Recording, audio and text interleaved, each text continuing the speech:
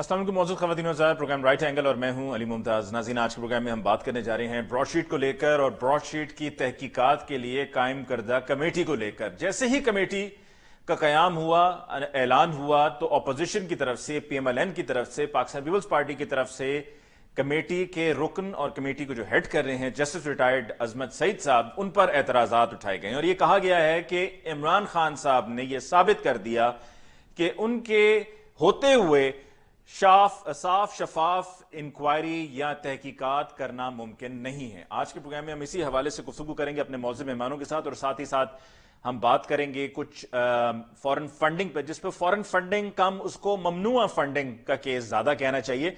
Discussion के लिए हमारे मौजूद मेहमानों का तारुफ हमें हुक्मरान जमात PTI से ज्वाइन किया है शौकत बसरा साहब ने। बसरा साहब का बहुत बहुत शुक्रिया कि आपने हमें ज्वाइन किया। PMLN से हमें ज्वाइन किया है अली गौहर बलोच साहब ने। अली गौहर बलोच साहब, आपकी बहुत बहुत शुक्रिया for joining us in the show tonight. और पाकिस्तान पीपल्स पार्टी से हमें ज्वाइन किया है नदीम असगर कायरा साहब ने। आपको बहुत बहुत शुक्रिया कि आपने आज के प्रोग्राम के लिए हमें ज्वाइन किया। सबसे पहले बसरा साहब, आपकी तरफ आते हैं। ब्रॉडशीट के मामले की तहकीकात, इसमें कोई दूसरी राय नहीं है कि जरूरी है तहकीकात होनी चाहिए ताकि खुल के पता चले कि कहां पर कौन क्या करता रहा है। लेकिन आपकी पार्टी की तरफ से, आप की लीडरशिप की तरफ से ये कहा गया कि ये पनामा 2 है। ये शेख रशीद साहब के भी अल्फाज हैं कि जी ये पनामा 2 है और उससे ज्यादा बड़ा मामला है और क्या क्या कुछ सामने आएगा ये तो वक्त ही बताएगा। लेकिन अगर आप तहकीकात ही कराना चाह रहे हैं और आप चाह रहे हैं कि जी ट्रांसपेरेंट इन्वेस्टिगेशन होनी चाहिए, तो फिर क्या जरूरी था कि जस्टिस रिटायर्ड अजमत सईद साहब का ही चुनाव हो और वही हेड करें कमेटी को ब्रॉडशीट के मामले की तहकीकात के लिए? और एतराज तो फिर आपको पहले से मालूम था, या इसका मतलब है कि जानबूझकर आपने किया है कि आपको पता था कि PMLN और पीपल्स पार्टी इस पर एतराज करेगी तो एतराज करने दें? अली भाई, पहली बात तो ये डिसाइड हो गई, जो आपने भी बेहतर कही, कि तहकीकात होनी चाहिए जी। इतने बड़े इल्जामात हैं कि जिसके ताबे अरबों रुपए की प्रॉपर्टीज, अरबों रुपए के रुपए हैं जो बाहर के बैंकों में पड़े हैं। तो ये तो पहले फैसला हो जाना, इस सब के दरमियान की तहकीकात होनी चाहिए। अब मुझे बताइए, जस्टिस अजमत अली, इन पे क्या इतराज है? आप कोई भी लगा देंगे, ये पार्टियां इतराज करेंगी। इशू ये है, लेकिन जस्टिस रिटायर्ड अजमत सईद साहब, कदर कलामी के लिए माजरत, कोई नहीं है। आपने कहा ना कोई भी लगा दें, तो वो कोई नहीं है। आप भी बड़ी अच्छी तरह से जानते हैं बैकग्राउंड क्या है। वो क्या है? अच्छा, जस्टिस अजमत सईद साहब सुप्रीम कोर्ट के रिटायर्ड जज हैं, तो मुझे बताइए कि उन पे अगर इतना बड़ा वो ना होते तो सुप्रीम कोर्ट तक कैसे जाते? उन्होंने बाकायदा अपनी कंप्लीट टेन्योर मुकम्मल करने के बाद रिटायर हुए। मेरा मौकफ और है अली भाई, मेरा मौकफ ये है कि इसमें तमाम इदारों की, तमाम पार्टियों के लोगों की और तहकीकात किन की होनी है। पहले तो ये देखे ना कि जिन जिन के जायदादें पैसा बाहर पड़ा है उनका पता चलना है कि किन किन का है। इनको इतराज क्या है इस बात का? ये तो कल तक कह रहे थे देखें इनके लोगों के पैसे बाहर पड़े हैं, हुकूमत ने पैसे बाहर दे दिए हैं। अब अगर तहकीकात का आगाज होने लगा है तो जितनी चीखों पुकार हुई है, मुझे यकीन है इस बात का कि जो कहा जा रहा है कि अरबों रुपया सऊदी अरब के बैंक से सिंगापुर चला गया, वो किसका है? मैं तो फिर कह रहा हूं कि उसमें जायदादें शौकत बसरा की हैं, मेरे भाई बलोच साहब की हैं, कायरा साहब की हैं, किसी भी इदारे के आदमी की हैं। तो मेरे भाई 45 दिन के अंदर दूध का दूध पानी का पानी हो जाएगा। इसलिए आप सिर्फ ये काम करें, अगर कोई गैर आईनी काम किया है और गैर कानूनी काम किया है हमारी हुकूमत ने, तो सुबह बजाय इसके कि यहां मगरमच्छ के आंसू बहाए जाए, सुप्रीम कोर्ट चले जाएं। इन्हें कहें जाके वहां पे एप्लीकेशन दे चीफ जस्टिस साहब को कि जी ये काम गैर आईनी और गैर कानूनी किया है तहरीक इंसाफ की हुकूमत ने। इनका जुर्म ये है कि ये करप्शन और लूट मार का पैसा, जिस वजह से आज हमारा मुल्क 32,000 अरब डॉलर के कर्जों में डूबा हुआ है, जिसमें एक शराफिया है जो 10% आपके पाकिस्तान की है, जो कानून से बालातर है, जो अरबों खरबों के मालिक हैं, दुनिया के हर कोने में जायदादें। ठीक है बसरा साहब, अगर आप इतने कॉन्फिडेंट हैं कि 40 से 45 रोज में सब दूध का दूध और पानी का पानी हो जाएगा और आपको इतना ही यकीन है कि इनके फिंगरप्रिंट्स मौजूद हैं और वो मिल जाएंगे, तो फिर तहकीकात के लिए आप मिल बैठ के ऑपोजिशन के साथ तय कर लेते। यही तो मसला है कि आप साथ लेकर नहीं चलते, अब एक तरफा फैसले करते हैं। सुनिए, गवर्नमेंट का काम होता है कि कोई इश्यू आया, आपको याद है कि जब ये ब्रॉडशीट का फैसला आया हाई कोर्ट का, तो सबसे पहले ट्वीट क्या हुआ कि क्लीन चिट मिल गई, अल्लाह ताला ने सुरखरू कर दिया, भाई उसके बाद ये कहा गया हुकूमत नाकाम हो गई, हुकूमत के लोग फ्रंट मैन है, हुकूमत ने पैसे खाए हैं, फलां बंदा डील कर रहा था, फलां कट मांग रहा था। फैसला पब्लिक किया जाए। मेरे भाई फैसला पब्लिक कर दिया। फैसला पब्लिक करने के बाद अली भाई अब एक फिर मैं कह रहा हूं, एक कमेटी बनाई है। कमेटी जिस जज साहब ने बनाई, जिसकी क़यादत में सुप्रीम कोर्ट के आला तरीन जज के ओहदे से रिटायर हुए हैं, इसके बावजूद अगर इनको कोई उन पे आईनी और कानूनी इतराज है, कोई अखलाकी इतराज भी चले मैं शामिल कर लेता हूं, तो मेरे भाई यहां मगरमच्छ का आंसू बहाने की बजाय, यहां चीखों पुकार करने की बजाय इनको कल सुप्रीम कोर्ट जाना चाहिए। मैं देखूंगा कि सुप्रीम कोर्ट अली गौर बलोच साहब, बताएं आपने कि तजवीज और राय आपने सुन ली शौकत बसरा साहब की। उनका कहना है कि अगर आपको इतना ही एतराज है, इखलाकी एतराज है, कानूनी आईनी एतराज है, तो आप कल ही सुप्रीम कोर्ट जाएं, क्योंकि जिनको इस काम पे मुकर्रर किया गया है, जो हेड कर रहे हैं कमेटी को, वो एक सुप्रीम कोर्ट के आला तरीन जज रहे हैं। बिस्मिल्लाहिर्रहमानिर्रहीम। अली मुमताज, मैं बसरा साहब की बात सुन रहा था और मेरे भाई ने अपनी बातों में और उनके अल्फाज से महसूस हो रहा था कि वो दलाइल नहीं दे पा रहे अपने। मतलब है कि एक नया शब्द खून मारने जा रहे हैं और एक मतलब जो सच सामने आ गया है, जो इनकी धांधली सामने आ गई है, जो इनकी धौंस सामने आ गई है, उसके ऊपर पर्दा देने की और छुपाने की नाकाम कोशिश कर रहे थे, लेकिन अल्फाज साथ नहीं दे रहे थे। देखिए, गुजारिश ये है कि ये तो बात रोदे रोशन की तरह अया है कि जो मौसूफ जज साहब हैं, ये उस वक्त प्रोसिक्यूटर थे नैब में, जिस वक्त ये ब्रॉडशीट के साथ नैब का एग्रीमेंट हुआ था। और उसके बाद आपने देखा कि फिर उसके बाद दूसरी ज्यादती ये हुई, हालांकि इखलाकी तौर पर जिस वक्त मियां नवाज शरीफ साहब को नाअहल करार दिया गया तो उस वक्त भी ये उस बेंच का हिस्सा थे। हालांकि जो केसेस परवेज मुशर्रफ के दौर में मियां नवाज शरीफ साहब के खिलाफ बनाए गए, वो उस वक्त नैब में ये प्रोसिक्यूटर थे और उस सिलसिले की कड़ी थे, खुद ही इल्जाम लगाए और खुद ही जज बन के बैठ गए। अब जबकि ब्रॉडशीट का जो भांडा है वो फूट गया और सबके सामने ये बात रोदे रोशन की तरह आ गई कि भाई ये ब्रॉडशीट तो सिर्फ परवेज मुशर्रफ के वक्त में, और उसके बाद फिर इन्होंने उसके साथ एक नया एग्रीमेंट भी किया। अच्छा, वैसे अली गौर बलोच साहब, आपने जो ब्रॉडशीट का मामला है उस पर आपने उर्दू में उसका तर्जुमा करवा लिया? शेख रशीद साहब का भी मशवरा था कि उसका उर्दू में तर्जुमा करवा लें। फैसला आना है इंग्लिश तो शादियाने बजाने शुरू कर देते हैं, मोतीचूर के लड्डू खाते हैं, जब उर्दू का तर्जुमा पढ़ते हैं तो फिर परेशानी पसीने छूट जाते हैं। जी बलोच साहब, बसरा साहब को बात करने देना था, वो उन्होंने बीच में अपना जो एड ऑन करना था कर लिया। अगर जान के मान पाऊं तो मैंने ये अर्ज किया है कि परवेज मुशर्रफ के दौर में ये सारा कुछ हुआ, फैसला आपकी हुकूमत में आया और फैसला इंग्लिश में आ गया। इंग्लिश आप पढ़ते नहीं है और जब उर्दू तर्जुमा करवाते हैं तो आप बेचारे फिर बड़े परेशान, जी अली गौर बलोच साहब, चीखे मारते हैं, फिर रोते हैं। जी अली गौर बलोच साहब, सर गुजारिश ये है कि ये अभी बसरा साहब फरमा रहे थे, एक तो इनको अपने टाइम की बात करनी चाहिए। इनको वैसे आदत है, वो पंजाबी बोलते हैं लुच तलना, क्योंकि इनके पास अब और वक़्फ़ तो है। जब आर्गुमेंट ना हो तो भाई जवाब दे मेरी बात का, क्या गैर ये प्रॉब्लम है कि मैं इस तरह तो चुप नहीं करूंगा। मैं अपनी साहब, आप अपनी बात खामोश होकर बैठ जाओ। बसरा साहब जरा एक दफा बात तो सुन लेने दीजिए ना। उन्होंने बहुत इत्मीनान से आपकी बात सुनी है, कुछ भी नहीं कहा बीच में उन्होंने। यार उन्हें को कहना है ही कुछ नहीं यार, उन्हें कहना की चले जो कुछ है वो तो कहने देना। चल सुन ले आप भी सुन ले क्या कहते हैं। देखिए, गुजारिश ये है कि ब्रॉडशीट में आपने देख लिया कि इस वक्त मतलब है कि इनकी कार्रवाइयों पर पाकिस्तान के जो अवाम है वो शशद के रह गए हैं कि उनको बेचारों को ना रोना आ रहा है ना हंसना आ रहा है कि चोरियां भी किए जा रहे हैं, डाके भी डाले जा रहे हैं। ये वही जस्टिस साहब है ना जिन्होंने मियां नवाज शरीफ साहब को सिसिलियन माफिया भी कहा। ये वही है कि जिनके दौर में आपको पता है कि वो व्हाट्सएप वाली JITs भी बनी थी, ये वही जस्टिस साहब है। और ये वही जस्टिस साहब है कि जो उस वक्त मतलब है कि जो ब्रॉडशीट के साथ अरबों रुपए ब्रॉडशीट्स के मतलब है कि पाकिस्तान की आवाम का पैसा इन्होंने उनको खिलाया है, उस साजिश में ये जस्टिस साहब खुद शामिल हैं, क्योंकि ये भी उस साजिश का हिस्सा रहे और आज भाग के रातों रात जनाब इमरान नियाजी साहब ने इनको उस मनसब पे बिठा दिया कि फटाफट मुझको क्लीन चिट दे दे।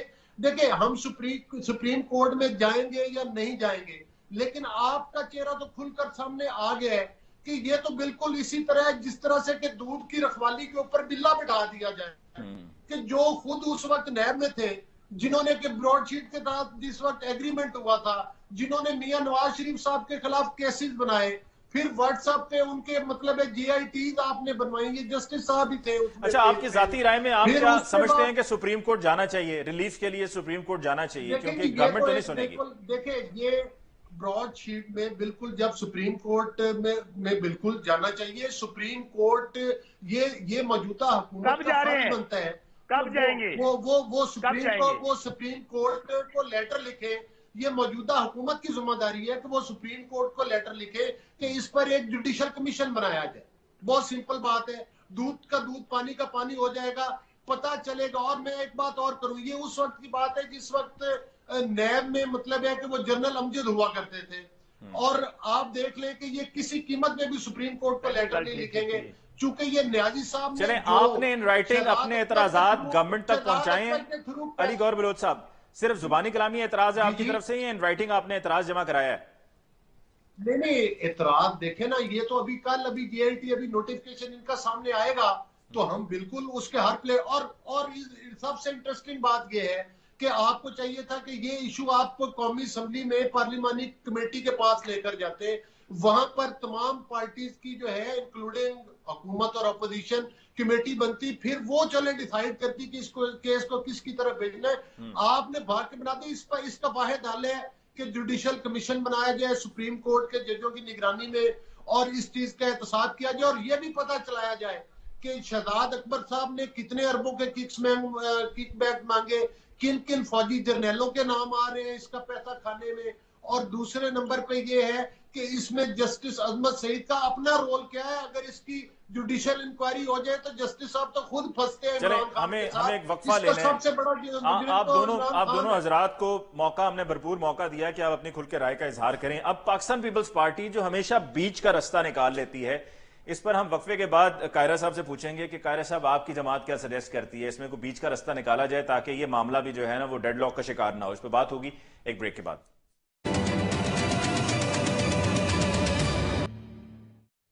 नाज़रीन, वक्फे के बाद एक दफा फिर आपको कहते हैं खुशामदीद, डिस्कशन को आगे बढ़ाते हैं। कायरा साहब आपकी तरफ आते हैं। जैसा कि वक्फे पे कहा था कि वापस लौट कर आएंगे, तो आपसे पूछेंगे कि आपकी पार्टी कोई ना कोई बीच का रास्ता निकाल लेती है, मसले का कोई ना कोई हल तो निकालना है, क्योंकि हम ये नहीं चाहेंगे कि डेडलॉक हो जाए। हम चाहते हैं कि तहकीकात जरूर होनी चाहिए, जैसे कि मैंने प्रोग्राम के दाइया में कहा है, और असल हकायक जो हैं वो सामने आना चाहिए।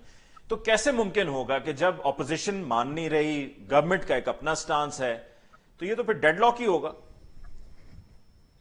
अली मुमताज साहब, पहले मैं माजरत के साथ, पीपल्स पार्टी ने कभी बीच का रास्ता नहीं निकाला। पीपल्स पार्टी ने हमेशा कानूनी, आईनी और इखलाकी रास्तों को हमेशा सामने लेकर आए हैं। और आज आप देख सकते हैं जब कभी भी बात होगी तो पीपल्स पार्टी ने आईनी रास्ते इस्तेमाल किए हैं और आइंदा भी करते रहेंगे। दूसरा, जो आपने कहा कि डेडलॉक हो जाएगा, पहली बात यह कि अगर गवर्नमेंट वाकई ही संजीदा है कि ब्रॉडशीट के ऊपर हमने कोई ना कोई मसला निकालना है, तो आपको पता है जब ये जनरल अमजद साहब से लेकर फिर वो GAS जो है उनसे लेकर फवाद तक, वो भी जनरल नईम के दामाद थे, उनसे लेकर फिर आगे आ जाते हैं। अगर पैसे के ये मुआहदे हुए थे, 20% हमने उनको देना था, अगर किसी जिन लोगों के पैसे बाहर थे, सियासी जमातों के थे, ब्यूरोक्रेट्स के थे या जर्नैलों के थे, किसी के भी आप कह सकते हैं पैसे बाहर थे, तो उसमें से आपने 20% का उनके साथ मुआहदा किया। काबिल गौर बात यह है कि पहली बात यह कि गवर्नमेंट ने इतनी जल्दी क्यों की, उनको पैसे अपने फॉरेन अकाउंट्स में क्यों रखे, वहां पर रखकर वो पैसे एकदम उनको क्यों डिस्पोज ऑफ करने पड़े।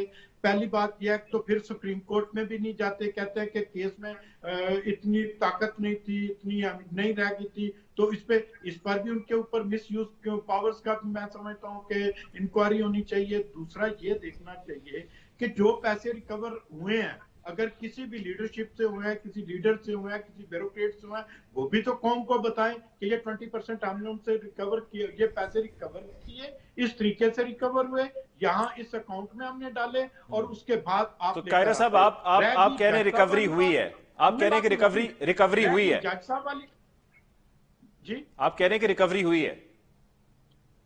नहीं, मैं कह रहा हूं कि अगर रिकवरी हुई है तो कौम को बताएं ना कि उनके साथ मुआहदा था, हमने ये पैसे उनको देने थे, वो तो ले गया, ना पैसे रिकवर हुए, ना कुछ हुआ, और किक बैक की भी बातें हो रही हैं, किसी शख्सियत का नाम लेकर ये भी आवाज उठना शुरू हो गया कि बिलियंस में उसका भी हिस्सा है या उनके परिंदों का हिस्सा है। ये काबिल गौर बात है। पहली बात यह है कि जिन जज साहब को लगाया गया, अजमत सईद साहब बड़े काबिल आदमी होंगे, बड़े क्रेडिबिलिटी वाले होंगे, लेकिन मैं समझता हूँ जिस तरह जावेद इकबाल साहब के ऊपर उंगलियां उठना शुरू हो गया, इसी तरह अजमत सईद साहब के ऊपर भी उंगलियां उठना शुरू हो गया। उनका एक ही तरीका है, पहली बात यह कि एक जुडिशियल इंक्वायरी कराई जाए, और दूसरा तमाम सियासी, अगर पीटीआई की गवर्नमेंट चाहती है कि साफ और शफाफ, जिस तरह इनका अपना नारा है, अगर साफ और शफाफ चाहते हैं तो फिर तमाम जो पार्लियामेंट में बैठी जमातें हैं उनके लोगों को एक एक नुमाइंदा लेकर इसके ऊपर बहस की जाए, और उस बहस का जो रिजल्ट निकले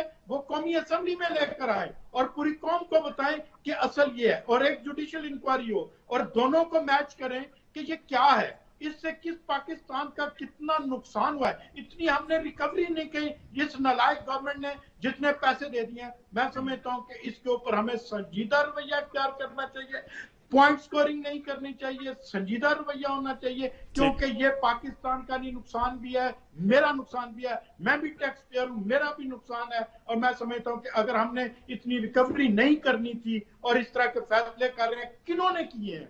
अगर किसी मुशर्रफ ने किए हैं तो मुशर्रफ को भी कटहरे में लाना चाहिए। अगर जनरल अमजद साहब का गलत फैसला है तो जनरल अमजद साहब को लेकर आना चाहिए एक तरह। मैं समझता हूँ जनरल अमजद क्रेडिबिलिटी वाले शख्स हैं, लेकिन अगर उन्होंने भी गलती कोई किया तो उनको भी सजा होनी चाहिए। और अगर गजनफर अली सैयद, फवाद, इन सबको लेकर आना चाहिए कटहरे में। ये कहाँ का इंसाफ है कि आप कैरेक्टर असैसिनेशन करते रहें, इल्जामात ये नहीं चलना चाहिए। ठीक जी बसरा साहब, आज हमारे मुल्क का 4 बिलियन का अगर नुकसान हो रहा है तो इसका जवाब देते तो गवर्नमेंट ही है ना। जी बसरा साहब, अली मुमताज, कायरा साहब का, बलूच साहब का और तमाम अपोजिशन पार्टियों का मुझे बड़ा एहतराम है। अब इनको पता है सारे मामले का, जानबूझ के पंजाबी कहते हैं मिसना बनना। अब अंदाजा करें। अच्छा, आपको पता है सारे मामले का, आप मिसने नहीं बन रहे? मुझे पता है, मैं बता देता हूं 2000 में जब मियां साहब एनआरओ करके पतली गली में से निकल गए, कहते रहे कि, और पूरी कौम सो रही थी, सिर्फ मुशर्रफ और मियां साहब जाग रहे थे जब 100 लोगों के साथ ये जद्दा भाग गए थे और खाना काबा में बैठ के झूठ बोलते रहे कि हमारा कोई मुआहदा नहीं हुआ। जब एनआरओ हुआ, वो 2000 में जो मुआहदा किया था ब्रॉडशीट के साथ, उसको इन्होंने टर्मिनेट कर दिया, उसके अगेंस्ट अदालतों में चले गए। अगर कुछ गलत हुआ था, मुशर्रफ तो चला गया। 2008 से 2013 तक किसकी हुकूमत थी? पीपल्स पार्टी की। ये हकायक सामने ले आते, ये लाते कि ये गलत हुआ है, ये लोगों की प्रॉपर्टियां आई हैं, क्यों नहीं ये लेके आए पीपल्स पार्टी। फिर 2013 से लेकर 2018 तक किसकी हुकूमत थी? मुस्लिम लीग नून की। ये सारी चीजें सामने लेकर आ जाते। अब गुजारिश ये है, मुआहिदा करने वाला परवेज मुशर्रफ, एनआरओ लेने वाली मुस्लिम लीग नून और पीपल्स पार्टी। केस चला गया जाके अदालत में, यूके की में, और फैसला कब आता है? 2016 में, जब हुकूमत किसकी थी? मुस्लिम लीग नून की। हमने तो वो जो मुआहिदा किया वो पैसे पे किए। अब जरा गुजारिश सुने। अब मैं दूसरी बात कहता हूं भाई, अगर वो कहते ना, जब चोरी नहीं की, जब डाका नहीं किया, तो भाई अभी बार बार यही बात दोनों भाई कह रहे हैं कि तहकीकात होनी चाहिए, असल हकायक कौम के सामने आने चाहिए। तो भाई तो फिर ये अच्छा चले, आपको सारी बात का पता है बसरा साहब। एक मिनट किकबैक्स का जो इल्जाम है, इसकी भी वजाहत कीजिए। दूसरा, क्या कोई रिकवरी हुई है, नहीं हुई है, ये भी जरा बता दीजिए। अली मुमताज, मेरी बात जरा आप गौर से सुन ले मेरे भाई, बड़ी अहम बात। यही तो सारी चीजें डिटरमिन होनी है। अगर जब एक इंक्वायरी कमीशन बना है, यही डिटरमिन करने के लिए बनाया है कि भाई किसने किकबैक्स ली, किसने पैसे मांगे, किसकी जायदादें बाहर पड़ी हैं, यही चीजें डिटरमिन होनी है ना। और जो अभी फैसला आया है आपके पास पढ़ा होगा, जरा पढ़ दें आप भी, जो यूके की अदालत का है, जिसमें किसकी जायदादें आई हैं, मियां नवाज शरीफ साहब की, आफ्ताब शेरपाव साहब की, जनरल जाहिद अकबर साहब की, वो 2-3 और ग्रुप्स हैं, इलेक्शन ग्रुप है। गुजारिश ये है कि ये अगर मुतालबा कर रहे हैं कि हकायक सामने आने चाहिए तो आएंगे। दूसरी बात, ये जो इतराज उठा रहे हैं सईद अजमत सईद साहब पर, वो डिप्टी प्रोसिक्यूटर थे, जरा बात को समझे। माहिदा कौन कर रहा है? नैब का चेयरमैन डिप्टी प्रोसिक्यूटर के ऊपर, पता नहीं डिप्टी प्रोसिक्यूटर कितने हैं नैब के अंदर, प्रोसिक्यूटर एक होता है, डिप्टी प्रोसिक्यूटर कितने, उनका ना लेना ना देना। सिर्फ बात क्या है, इनको इस बात, और इंशाल्लाह मैं फिर कह रहा हूं, अगर हमने कुछ गलत किया है तो ये सब यहां शोर शराबा डालेंगे कि किसी तरीके से। लेकिन मेरी दोनों बात सुन ले, जान नहीं छूटनी, ये कमीशन भी बनने और हकायक भी कौम के सामने आने हैं। आप तो उस वक्त कह रहे थे फटाफट फैसला पब्लिक करें। अब मेरे सवाल का भी जवाब दे दीजिए बसरा साहब। किकबैक्स का जो इल्जाम है, एक तो उसका जवाब दीजिए, दूसरा ये भी बताएं कि रिकवरी क्या कोई हुई या नहीं हुई। अली मुमताज, दोनों सवाल। किकबैक्स का किस तरह पता चलना है?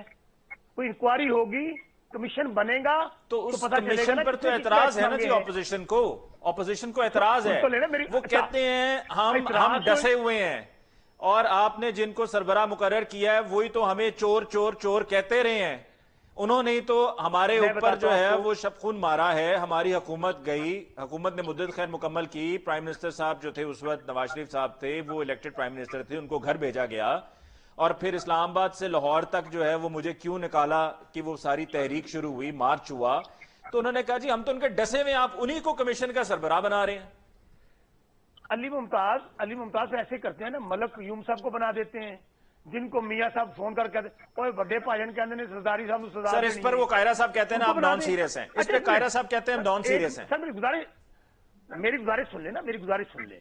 दूसरी बात मैं फिर कह रहा हूं कि अगर इनको अजमत सईद साहब पे कोई इतराज है, मैं फिर मानूं इनको कि सुप्रीम कोर्ट में एप्लीकेशन डाले उनके खिलाफ। अच्छा सर, एक तजवीज सर, मैं सर हाथ जोड़ के एहतराम के साथ, ठीक है, मतलब माफ कीजिएगा अगर बुरा लगे तो, अकबर एस बाबर साहब को क्यों ना आप हेड मुकर्रर कर दें? मेरी बात समझे, देखें अब एस अकबर का क्या लेना देना, वो तो अच्छा वो एक जज, नामों में एक नाम है ना सर, नामों में एक नाम है, मैंने इसलिए नाम फ्लोट किया। आपने नाम फ्लोट किया, मैंने भी कहा एक नाम फ्लोट कर दूं। नहीं, आपने बिल्कुल अली मुमताज, आपने बात को बिल्कुल नया एंगल दे दिया ना। वो एक मुनहरफ पार्टी का कारकुन है तहरीक इंसाफ का, हमारे खिलाफ अदालतों में गया हुआ है। अब अजमत सईद साहब, मैं फिर कह रहा हूं, एक ऑनरेबल सुप्रीम कोर्ट के जज हैं, जितने भी कमीशन बने हैं निकालने, जो जुडिशियल कमीशन की बात नहीं कर रहा, बाकी जितने कमीशन बने हैं पाकिस्तान की तारीख में, उनको हेड किसी ना किसी सुप्रीम कोर्ट के जज ने किया है या हाई कोर्ट के जजेस ने किया है। अब मेरी गुजारिश तो सुन ले, मेरी गुजारिश पूरी सुन ले। मैं आपको सिर्फ ये अर्ज करना चाहता हूं अली मुमताज कि आपने कहा पैसे कितने वापस आए, एक मिनट बलोच साहब किसको वापस आए? बलोच साहब नाम आपने सजेस्ट किया, किसको? मैं जस्टिस अजमत सईद की बजाय इमरान खान साहब को बिठा दें, वही फिर उससे तो शायद मैं बताता हूं, अगर फैसला इमरान खान ने साइन जस्टिस अजमत सईद ने करने हैं। सबर करें, आप बोलिएगा, अगर आप खुल के बोलिएगा। जी बसरा साहब, सुन ले, सच अली मुमताज ए चांदे ने सुनिया हो जन गलियां, सुन तो नहीं, आप अपनी टर्म में बात कीजिएगा। दुनिया हो जन गलियां में मिर्जा यार फिरे, ये तो ये चाहते हैं फैसले हक में आए, फैसले हक में आए तो हक और सच की फतह, फैसले हक में ना आए तो सुप्रीम कोर्ट पे हमला कर दें। लेकिन बसरा साहब देखें ना, जस्टिस रिटायर्ड अजमत सईद साहब ने इनको सिसिलियन माफिया भी कहा, तो वो मतलब इफेक्टिव है ना, इफेक्टिव है ये, इनकी ग्रीवेंसेस है। ये भी क्लियर कर देता हूं, नहीं उन्होंने नहीं कहा, ये खोसा साहब ने, आप फैसला उठाएं, खोसा साहब ने कहा था, सिसिलियन माफिया कहा था इनको, जरा उठा लें जरा। बिल्कुल ठीक है, बेंच का हिस्सा थे अजमत सईद साहब जब ये जुमला कहा गया। बात तो सुन ले सर, मेरी गुजारिश तो सुन ले, दूसरी गुजारिश ये है, आपने कहा पैसे किस तरह वापस आए, ये तो ये चाहते हैं कि चीफ ऑफ आर्मी स्टाफ लगा दें मियां नवाज शरीफ साहब को, सुप्रीम कोर्ट का चीफ जस्टिस लगा दें मियां शहबाज शरीफ साहब को, नैब का चेयरमैन लगा दें हमजा शहबाज को, बस उसके बाद फिर सत्ते खैर है। फिर जाहिर इनको असल में इनको आदत पड़ी हुई है एम्पायर को साथ खड़ा करके खेलने की। ये अपने आप को इदारों से मामला समझते थे। ठीक है, हम वक्फा ले लें, वक्फा ले लें, वक्फा ले लें। अली गौर बलोच साहब वक्फा लेकर अब वापस आते हैं सर। अली गौर बलोच साहब वक्फा लेकर वापस आते हैं, फिर फौरी तौर पर आपकी तरफ आएंगे। जी we take a short break, मुलाकात होगी ब्रेक के बाद।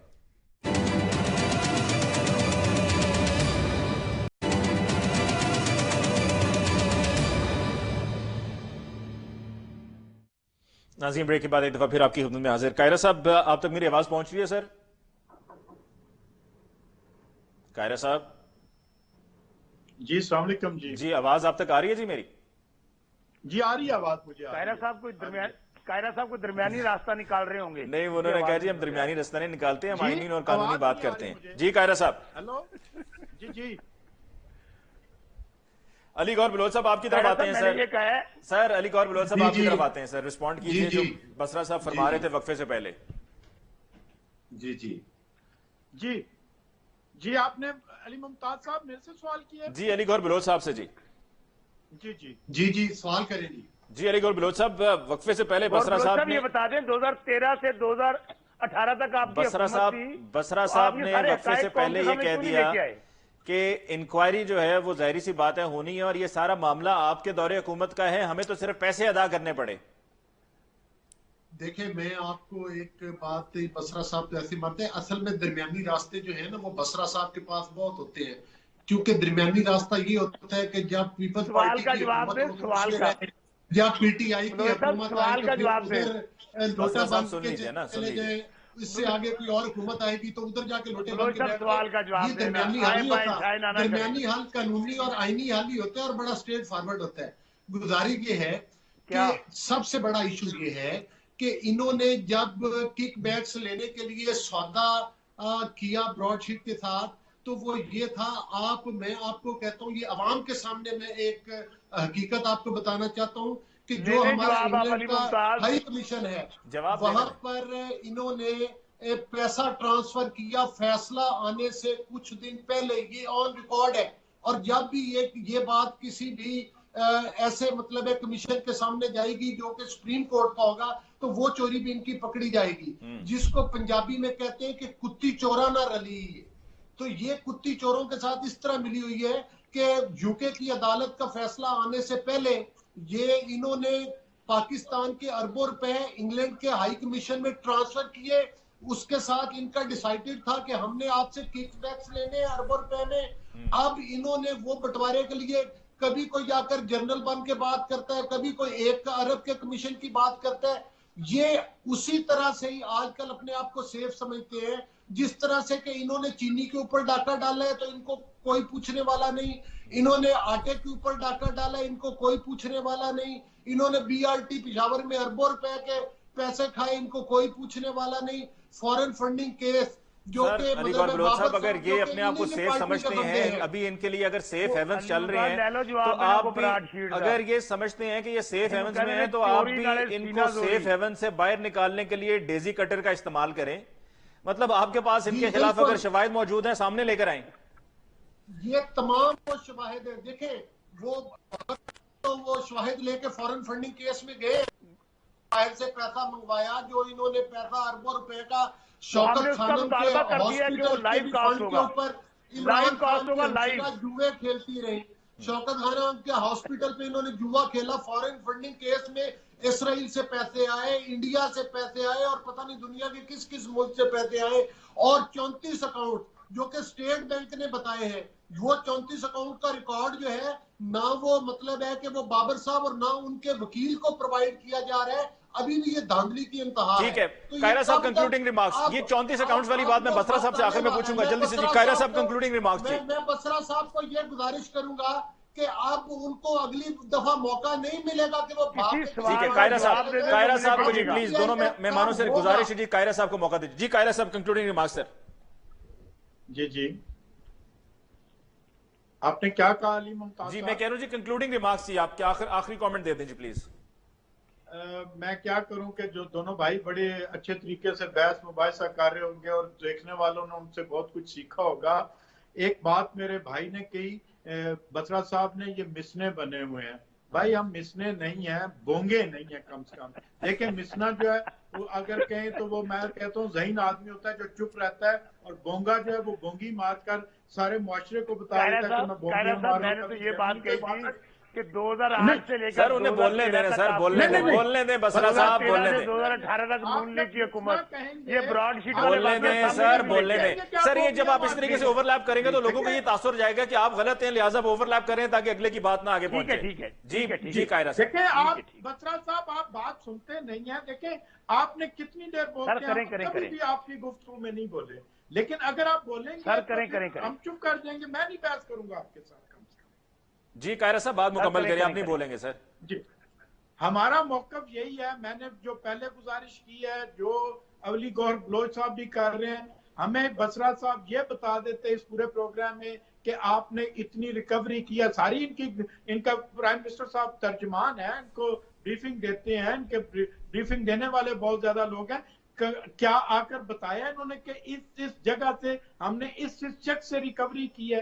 कम से कम वो बता देते तो मैं समझता हूँ कि इस प्रोग्राम में जो हमने बहस किया है वो पूरी कौम देख रही होती, जो इस चैनल को देख रहे हैं वो हमसे कुछ। कायरा साहब हमें प्रोग्राम को जी वाइंड अप करना है। आपका बहुत बहुत शुक्रिया, आपने ज्वाइन किया। बसरा साहब आपका भी शुक्रिया अदा करते हैं। गो कि मैंने आपसे आखिर में पूछना था 34 अकाउंट्स का लेकर, लेकिन उसका भी जवाब आपने यही देना था कि जो 34 अकाउंट्स का आप पूछे ना, वो भी 34 अकाउंट जो है वो खुले थे पीएमएलएन के दौर में, तो हमारे दौर में तो नहीं खुले थे ना। वो 34 अकाउंट्स का पीएमएलएन ही बताएगी। हमने तो लाइव कार्रवाई का मुतालबा कर दिया है। जिस तरह ट्रंप की इम्पीचमेंट की लाइव कार्रवाई जो है वो नशर हुई थी तमाम अमेरिकी चैनल्स पर, उसी तरह से हमारे किसी लीडर के साथ भी, चौधरी मंसूर साहब से, कमल कुमार कायरा से, एतजाज हसन साहब से, जो हमारे दूसरी रजा रुबानी साहब से, जिससे भी बात करना चाहे, सलीम मांडवी वाला से बात करना चाहे, आए हमारा चैलेंज।